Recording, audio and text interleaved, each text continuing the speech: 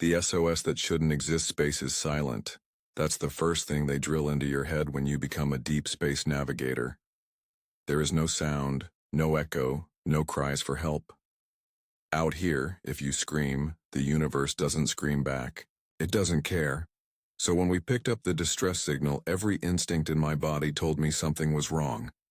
Confirmed SOS. Our comms officer, Patel, said. Repeating sequence. Standard emergency encryption. I frowned, studying the holographic display. We were in the Karnath Expanse, a dead sector. No colonies, no trade routes, no known stations. Nothing should be out here. And yet, there it was. A steady, rhythmic cry for help, pulsing across the void like a heartbeat. Mayday. Mayday. This is... The voice crackled through the speakers. Male. Distorted. Immediate assistance needed. Engines offline, hull integrity compromised, life support, then static. I leaned forward. Can you trace it? Patel tapped at the console. Already on it. A pause. Then, it's coming from a vessel near the Ortan Drift. My stomach twisted. That wasn't possible. The Ortan Drift was an anomaly, a swirling mess of unstable gravity wells and shattered asteroid debris. No sane captain would come anywhere near it, which meant whoever sent that signal didn't get there by choice. Shouldn't go, muttered Reed, our tactical officer. He was ex-military, a man who had seen too many fights and survived too many near deaths. This stinks of a trap. Or it's a real distress call, Patel countered. Someone might need our help. Or it's pirates, Reed shot back. Or worse. A cold shiver ran down my spine. He wasn't wrong. Deep space was full of horrors. Some human, some not. I had heard stories. Ships answering distress calls, only to find nothing waiting. No wreckage, no survivors. Just a signal playing on loop long after the crew was gone. And yet, I hesitated. I shouldn't have. But something about the signal felt wrong. Not just the location, not just the garbled transmission. It was the rhythm, and SOS should repeat. It should cycle through emergency codes, coordinates, crew manifests. But this one, it felt too deliberate, too precise, like it was waiting for someone to hear it, and we just had. I sighed, running a hand through my hair. Set a course, we'll check it out. Patel nodded, adjusting the trajectory. Reed swore under his breath but said nothing more, and with that, we plunged toward the unknown. This is just the beginning of the battle. Want more thrilling encounters and epic HFY moments? Subscribe now to HFY Aliens Battle and never miss a fight for humanity's survival. Hit the bell icon so you're always ready for the next battle. Now, let's continue our story. The journey, the feeling of being watched. The closer we got, the worse it felt. The Ortan Drift loomed ahead, black and broken, a swirling mess of shattered moons and forgotten wreckage. It was a graveyard, and nestled in the heart of it, floating, lifelessly in the void, was the ship. Massive. Dead. The signal was coming from inside. Patel adjusted the scanners. I'm not reading any life signs. Could be interference, I said. Or a malfunction. Or there's nobody left alive, Reed muttered. I didn't answer. I watched the vessel grow closer.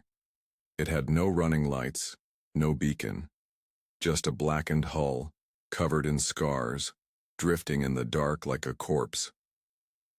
Something about it felt wrong, like it was watching us back. I shook the thought away. Just paranoia. I turned to my crew. We're boarding. Reed tensed.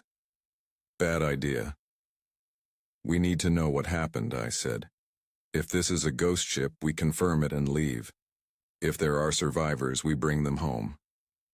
Silence. Then, reluctantly, he nodded. I looked at Patel. Stay on the bridge. Keep comms open. If something happens, I get you out, she said. I forced a smile. Exactly. We suited up. Weapons, scanners, oxygen reserves. The standard procedure for boarding something that shouldn't exist. Then we stepped onto the airlock, staring at the ship that had no name. And then, the doors opened, by themselves, and I knew we were expected. Boarding the unknown. The first signs of horror darkness swallowed us whole. Not the kind you get in deep space, where distant stars still glimmer in the void. This was absolute. Artificial. Like the ship itself had decided to snuff out every light. My helmet's emergency HUD flickered to life, casting a dim glow across my visor. I hated what I saw. The bodies had moved. The empty suits we had just passed were no longer slumped against the walls. They were standing, upright, motionless, like they were watching. A crackling whisper came through my comms, static mixed with something else. A voice. Two. Garbled to understand. Then Patel. Do you read me? Report. I swallowed hard, my voice coming out hoarse. We're still here. What happened? The lights cut out, I said, keeping my rifle raised. And the suits moved. Silence. Then, Patel spoke again. This time her voice was tighter. That's not possible. I know, I whispered. But that didn't change the fact that it was happening. Reed took a slow step back, his rifle trained on the nearest empty suit. It didn't move, didn't react. But the feeling in my gut told me it wasn't empty anymore. Then, something clicked over our comms. Not Patel, not static, a new voice. You shouldn't have come. My breath hitched. The voice was distorted, mechanical and wrong, like it wasn't coming from a throat but from the ship itself. Then, from the corridor ahead, footsteps. Soft, deliberate, echoing across the metal floor. Something was coming. Toward us. Move, I hissed. We backed down the corridor, weapons up, steps measured. My heart hammered as I watched the darkness ahead, expecting something to emerge. But nothing did. Instead, the voice whispered again. We see you. The discovery that changed everything. The emergency backup lights kicked on, washing the hall. In a deep red glow, the suits were gone. Every single one, as if they had never been there at all. This ship is wrong, Reed muttered. We leave. Now. I wanted to agree. Every instinct screamed at me to get back to our shuttle and burn this place behind us. But then, a single door down the hallway hissed open. Not all the way. Just enough to reveal a flickering monitor inside. The source of the SOS signal. Reed groaned. You've got to be kidding me. I exhaled. We check the logs, see what happened here. Then we leave. I stepped through the door. Inside was a small control room, dark except for a terminal glowing faintly. The distress beacon interface. I tapped the console. The display flickered. Corrupt files. But one recording remained. A video log. Its timestamp. Only 3 hours old. I played it. The screen filled with static. Then, a man's face appeared. Haggard. Pale. Sunken eyes wide with terror. His breath came in ragged gasps, sweat beading on his forehead. He was still alive when this was recorded. And if the timestamp was right, that meant he had been here when we arrived. The man trembled, gripping his console. To anyone who finds this, his voice was barely a whisper. You have to go, You have to done, he choked, looking over his shoulder. Then his breath hitched, his eyes widened. Something was behind him. The screen glitched, static tearing across the feed. Then for a split second, the static cleared. And I saw it. A figure. Tall. Twisted. Its face wasn't a face at all, just a hollow void where features should be. The man screamed. The recording cut out. Then the lights shut off again. A whisper, slithering through the dark. Now, it's your turn. The crew that should be dead. The moment the lights died, the ship came alive. A groaning metallic shudder rippled through the walls, like the structure itself was breathing. Pipes rattled. The air grew heavy, thick with something not quite air, and in the dark, I heard movement. Not from the corridor, not from the vents, from the walls. Patel's voice crackled through my earpiece. Status, what's happening down there? I tried to answer, tried to breathe, but then I saw them, the crew, the bodies we had seen earlier, the empty suits. They weren't empty anymore. Figures emerged from the shadows, staggering, twitching, contorted in ways the human body was never meant to move. Some were still wearing their suits, now torn, cracked open at unnatural angles, as if something inside had grown too large for the skin. Their faces, or what used to be faces, their flesh was stretched too thin, their mouths were wide, too wide. Eyes locked onto us unblinking. They didn't breathe. They just stood there, watching. Then, as one, they lurched forward. Move! I shoved Reed back into the corridor, slamming the door behind us. The sound of clawing, scraping, dragging, filled the air as they pressed against the other side. And then, silence. I backed away, my breath shallow. What the hell is this? Reed shook his head, gripping his rifle. Not human. No. Not anymore. The ship isn't empty. It never was. I tapped my helmet, flipping to infrared vision. The moment I did, my blood turned to ice. They were everywhere. The corridors, the vents, the ceilings, dozens of heat signatures writhing, crawling, waiting. And worse, some of them were us. One of the shapes ahead wasn't a crew member, it was Henderson, our engineer, our friend. We had left him on the ship. Safe, or so we thought. His voice crackled over the comms. Guys? His tone was off, slow, sluggish, like he had just woken up from a deep sleep. I don't feel right. I looked at Reed. He heard it too. Patel's voice came through, panicked. Henderson, where the hell are you? I don't know. His breathing hitched. I think I blacked out.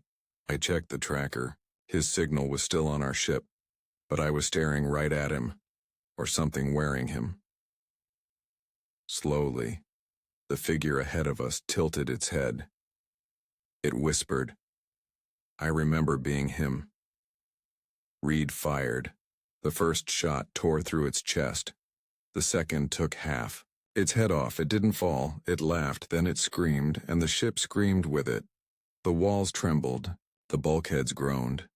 Every shadow in the corridor lurched toward us at once. The dead had woken up, and they were hungry. No one leaves. No one ever leaves. We ran. Down twisting corridors that didn't match our map. Hallways that should have led back to the airlock, but instead looped into places we'd never been before. The ship was changing. No, it was trapping us. Patel's voice yelled through my earpiece. Get back here, we're pulling you out. I'm trying, I shouted back. Ahead, a door slid open on its own. Reed hesitated. I didn't. I grabbed his arm and dragged him inside, sealing the door behind us. Darkness. A terminal flickered to life, bathing the small room in a sickly green glow. A message blinked across the screen. Not a distress call. Not an automated alert. Just 3 words. We are you. I felt a chill sink into my bones. This wasn't a distress signal. This was an invitation, and we had already accepted it. The trap springs. We were never alone. The screen flickered. The words "we are." You pulsed across the display, each flash sending a sickening wave through my stomach. The moment they appeared, the ship itself groaned, metal twisting like it was alive. Behind us, the walls trembled. Something shifted in the dark. I turned. Reed was still at my side, but his breathing had changed. Shallow, ragged. "We need to move," I whispered. He didn't respond. I nudged him. "Reed?" Still nothing. Then he turned his head too slowly, like something inside his skin was figuring out how to move for the first time. His eyes met mine. But they weren't his eyes. Something was watching me through them. I stepped back. "Reed?" His mouth opened, wider than it should have, like his jaw wasn't locked in place anymore, like something had pried it open from the inside.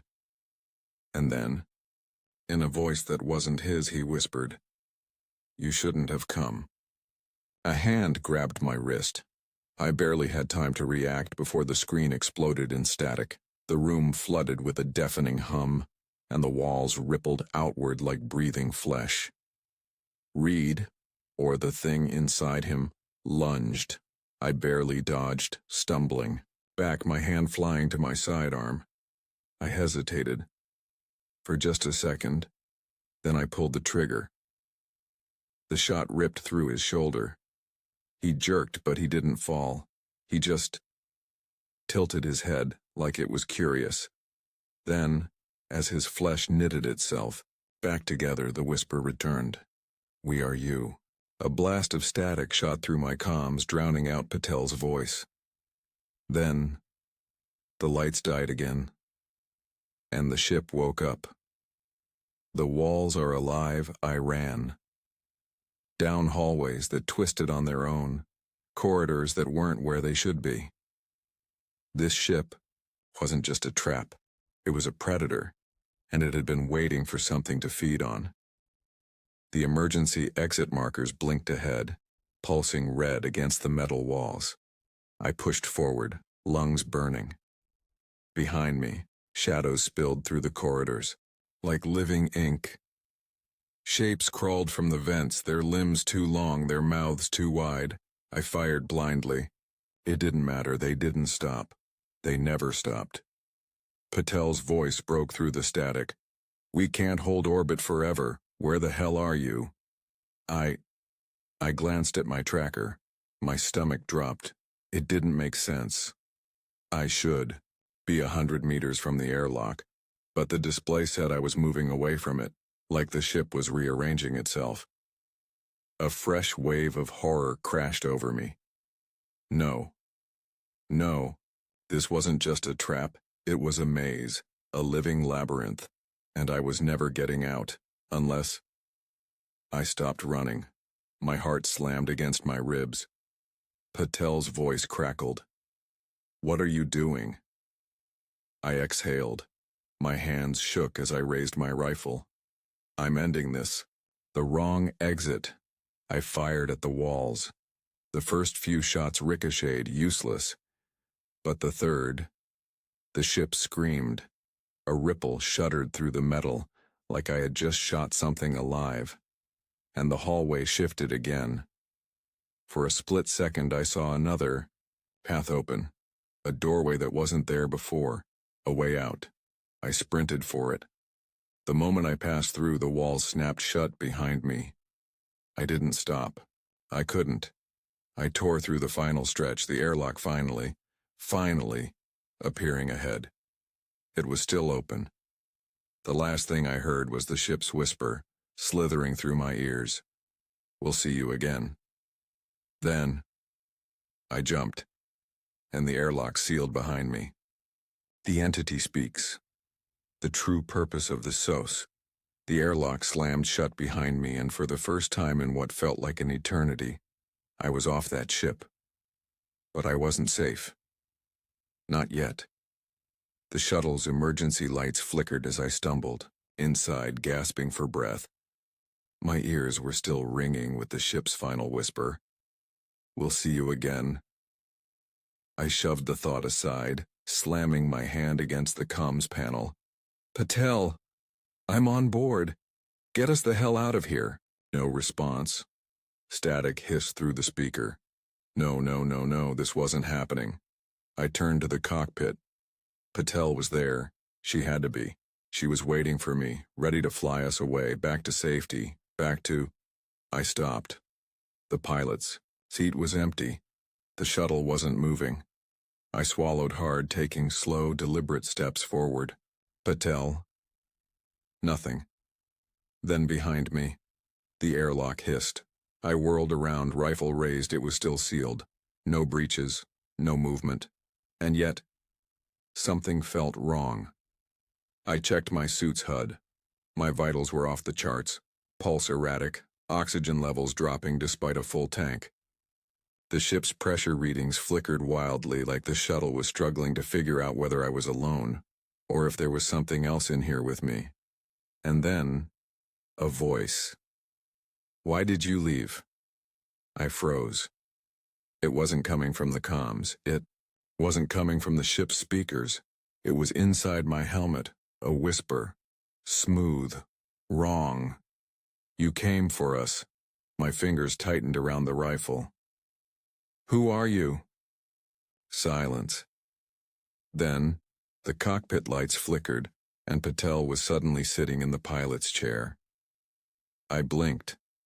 She hadn't been there before. I was sure of it. But now, she sat completely still, staring at the console. Her hands rested on the controls, unmoving.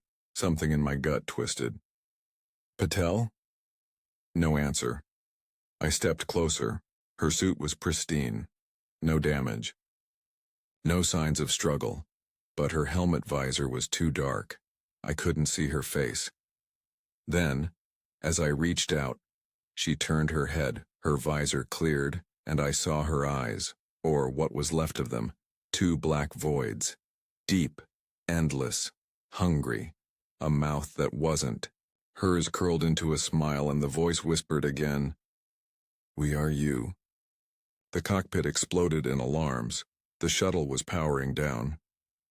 No, I had made it out. I was free. I reached for the override controls, slamming my hand against the panel. "Patel, talk to me. What's happening?" Her lips moved, but the words weren't hers. "You answered the signal." The whisper crawled through my skull, soft and patient. "Now it's your turn to send it." The truth of the SOS, the distress signal. It had been waiting, not for help. For a new voice. For a new vessel. For a new lure. A cold realization settled in my chest like a weight of iron. The ship we had found, the drifting graveyard. It had once been a shuttle too, just like ours. Just like ours was about to become. That's why it had a distress signal. That's why it had been calling out into the void. It needed someone to come so it could leave, so it could spread, and now it had chosen me. No, I wasn't going to be its new voice. I wasn't going to trap the next crew. I refused. I grabbed my sidearm and aimed it at Patel, or the thing that had taken her. Her mouth curled wider. The voice was calm. "Go ahead." My hand shook. She smiled. "We both know you won't leave alone." I fired. Desperate escape. Fighting the ship itself. The shot hit Patel's chest, or rather what used to be Patel. She didn't fall. She didn't even flinch. The bullet sank into her suit, vanishing like it had never existed. No blood, no reaction, just that smile stretching wider than her face should allow. Then she spoke again. But this time, it was in my voice. You shouldn't have come.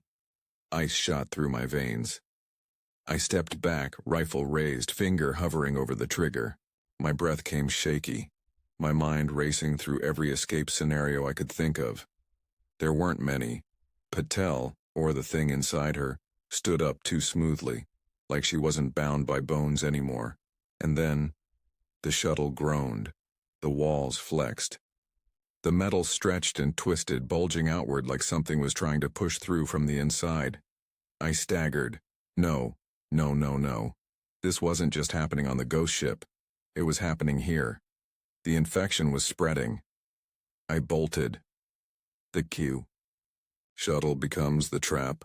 I sprinted toward the exit hatch, shoving past loose wires and debris, my boots slamming against the deck. The ship fought me. Panels snapped shut. Doors sealed. The lights flickered, bathing everything in a deep, suffocating red. This shuttle was becoming like the other one.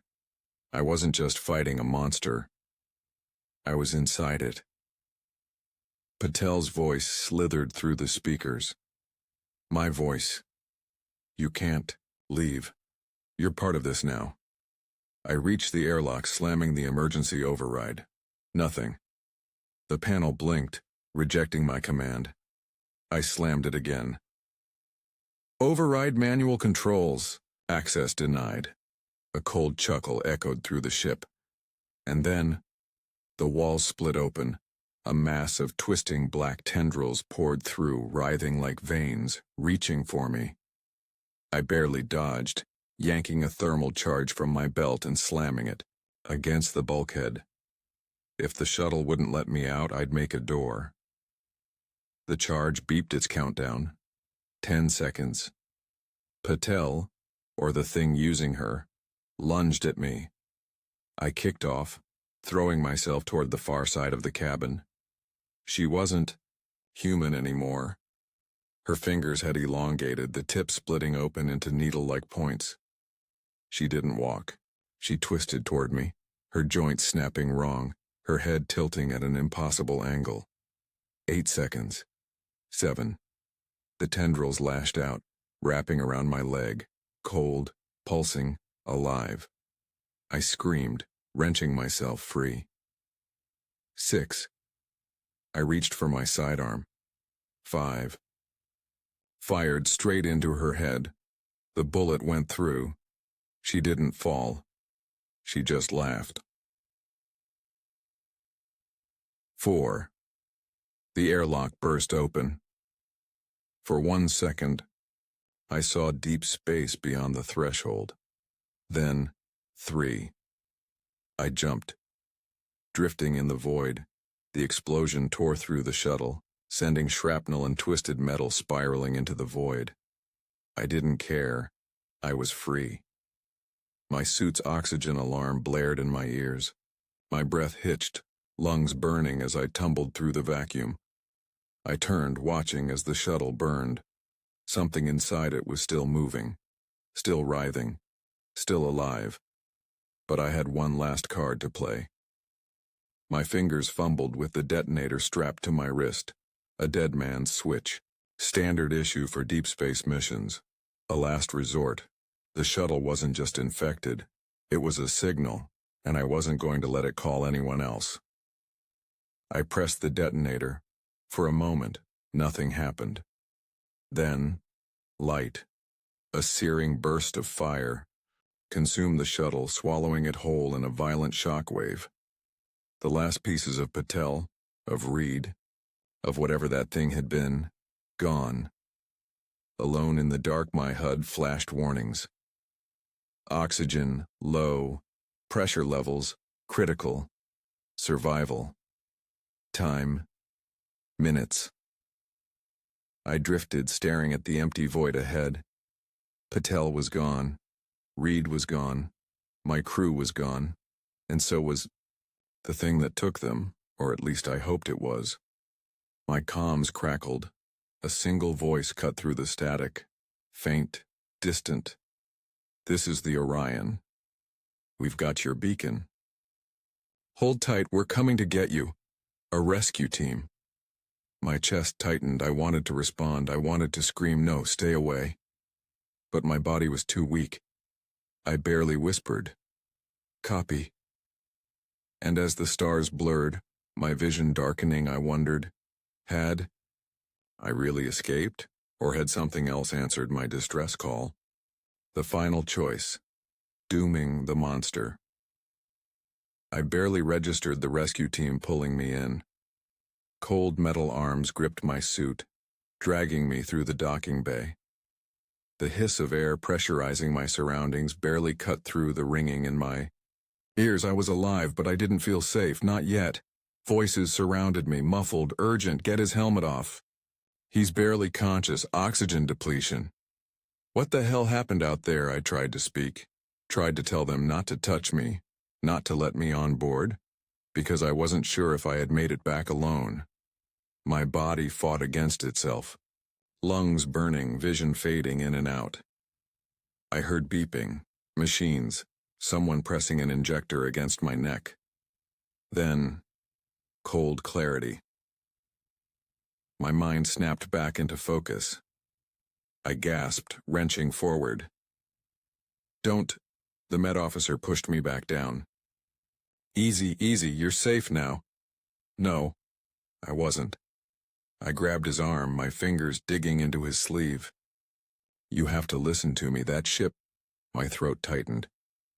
It wasn't just a ship. The officer frowned. Behind him, the Orion's captain stepped forward, a woman with sharp eyes and a face that had seen too much war. We saw the explosion. I swallowed. Had to destroy it. The distress signal? Gone, she confirmed. The ship was completely wiped out. Relief washed over me. For the first time since I had stepped aboard that floating tomb, I thought, maybe this was really over. Then she said something that made my blood turn to ice. But we did pick up something else. A silence settled. Between us, I stared at her. What? The captain tapped her comms. A distorted recording played. Faint. Crackling. This is the Orion. We've got your beacon. Hold tight. We're coming to get you. My breath hitched. I knew those words. I had heard them just before I blacked out. But then, who had spoken them first? The last transmission. I forced myself to sit up, every muscle screaming in protest. How long after the explosion did you receive that? The captain hesitated. A few minutes. Minutes. But my comms had picked it up before I even detonated the ship. The implications sank in like a blade to the gut. The distress signal wasn't gone. It had already moved. I pushed off the med bay table, ignoring the officer's protests. We need to scan this ship now. The captain stiffened. You need rest. No. I grabbed her wrist, my voice was shaking. You don't understand. That thing, it's not just a creature. It's a signal. She frowned. The ship we found? It wasn't the first. It was just the last victim. I exhaled sharply. It doesn't kill you. It copies you. It spreads through transmissions, through distress calls. I turned toward the console, my fingers flying across the interface. Pulled up the beacon logs. There, an echo, a ghost signal, still bouncing between comm relays. It wasn't a message. It was a seed. A slow, creeping thing waiting to be heard. The moment they had answered my beacon, they had let it in. My hands shook. Captain. I turned to her. How many people have listened to this transmission? She didn't answer. Her expression told me everything. Too late. The trap had already sprung. The final decision. The captain's face hardened. Explain, she ordered. I didn't have time. The ship groaned, softly, barely noticeable. but I heard it. The Orion was pressurized steel. It didn't creak. Not unless something inside was shifting. I met her eyes. It's already here. Her jaw clenched. For a second, she didn't move. Didn't breathe. Then she grabbed her comms. Seal off all decks. No one moves without my order. Too late. The whispers had already started. Not from the speakers, not from the comms, from inside the ship. I turned to the med officer. His head tilted, his eyes were too black, and he smiled. The last transmission. Warning to the galaxy. The med officer's smile stretched too wide. Not human anymore. Not him anymore. The whispers curled through the room, slithering between walls, crawling into our ears. We are you. The captain reacted, first, drawing her sidearm and firing without hesitation. The first shot hit center mass. The second, straight through the skull. The body jerked, convulsed. Then, it laughed. A sound that wasn't coming from its mouth, but from everywhere. From the walls from the ship. The Orion was changing, spreading. I grabbed the captain's arm. We have to get to the bridge. Now. She didn't argue. She knew. This ship was already lost. The last hope. Sending the warning, we ran. The corridors were wrong now. Walls bulged, pulsed. Lights flickered. Shapes moved in the shadows, but never fully emerged. It was letting us go, because it knew there was nowhere left to run. We reached the bridge. The doors sealed behind us. Patel, or what had been Patel, appeared on the main screen. Not a recording, not a transmission. She was inside the ship. Her mouth moved, but the whispering came from all around us. You answered the call. The captain aimed her weapon at the screen. Burn in hell. We already have. The bridge lights flickered violently. My fingers flew over the console. One last transmission. Not a distress signal. Not a call for help. A warning. A message for the next crew, the next ship, the next poor soul who might pick up a voice where no voice should be. I spoke into the system. This is Captain.